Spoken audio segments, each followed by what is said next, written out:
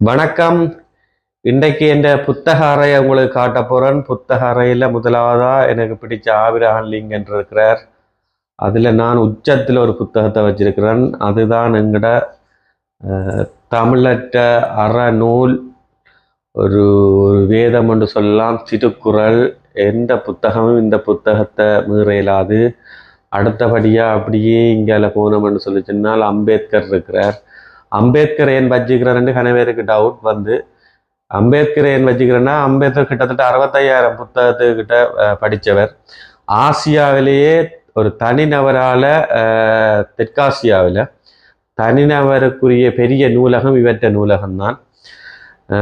அடுத்தபடியாக வந்து இங்கால அப்படியே வலப்பக்கம் அப்படியே இங்கால மற்ற பக்கம் போனவென்றால் இவர் கலீல் ஜிப்ரான். இவரை கனவேருக்கு தெரிஞ்சிருக்கும். ஒரு பெரிய உலக புகழ்பெற்ற ஒரு எழுத்தாளர். நல்ல சித்திரங்குருவார். இவற்ற கவிதைகள் சரியான வித்தியாசமாக இருக்கும். உலக புகழ்பெற்ற தீர்க்கதரிசி என்ற புத்தகத்தை எழுதினவர் இவர்தான்.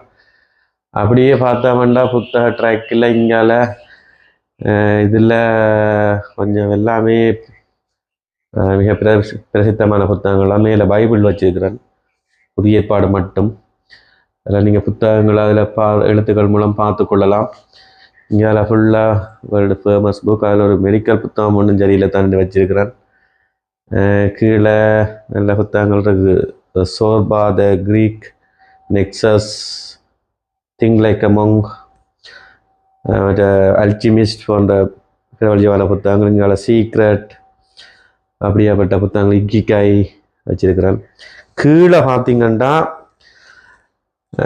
ரஷ்ய இலக்கியங்கள், கிரைம் அண்ட் பனிஷ்மெண்ட், மார்க்சிங் காக்கின் தாய், ப்ரொஃபெட், மெடிடேஷன். இங்கால ஒரு பக்கத்தில் மிட்டாத்தின் புத்தகம். அப்படி வேர்ல்டு ஃபேமஸான புத்தகங்கள் இருக்கும். இப்படியே இதுக்குள்ள இங்கே வேணுமென்றால் எனக்கு பிடிச்ச ஓசோட புத்தகங்கள் கொஞ்சம் இதில், ஓசோன்ற புத்தகங்கள் எல்லாம் இதுக்குள்ள ஒரு இதில் வச்சிருக்கிறேன். இப்படி இதுதான் என்னுடைய புக் ட்ராக், புக் ஷெல்ஃப்.